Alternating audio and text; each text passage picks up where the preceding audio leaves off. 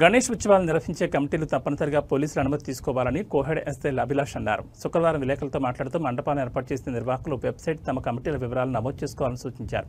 నమోదు చేసిన వివరాల యొక్క ఒక ప్రింట్ కాపీని తప్పనిసరిగా స్థానిక పోలీస్ స్టేషన్లో అందజేయాలని ఎస్ఐ తెలిపారు. దరఖాస్తు చేసుకుని వారికి అనుమతులు ఇవ్వబోమని ఆయన స్పష్టం చేశారు. అప్లికేషన్లో పేర్కొన్న నిబంధనలను తప్పనిసరిగా పాటించాలని, ఉత్సవాల్లో ఎలాంటి అవాంఛనీయ సంఘటనలు, అగ్ని ప్రమాదాలు జరగకుండా తగిన జాగ్రత్తలు తీసుకోవాలని ఆయన పేర్కొన్నారు. కోయడ మండల ప్రజలందరికీ నాకు నమస్కారం. అందరికీ ముందుగా విజయదశమి శుభాకాంక్షలు.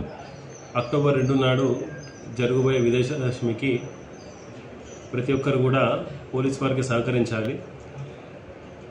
మళ్ళీ విగ్రహ ప్రతిష్టాపన అనేది జరుగుతూ ఉంటుంది ప్రతి ఒక్క ఊరిలో. అందుకు గాను డీజే అనేది ఎటువంటి పరిస్థితులు కూడా పెట్టొద్దని చెప్పేసి వినాయక చవితి అప్పుడు చెప్పాము. ఇప్పుడు కూడా అదే చెప్తున్నాము.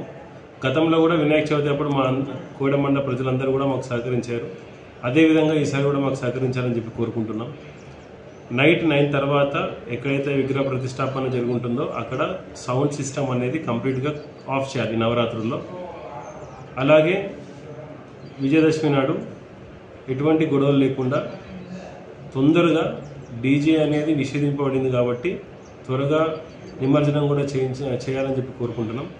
దానికంటే ముఖ్యంగా ఈ యొక్క విగ్రహాలు ప్రతిష్టాపనకు ఆన్లైన్ రిజిస్ట్రేషన్ అనేది కంపల్సరీ చేసుకోవాలి.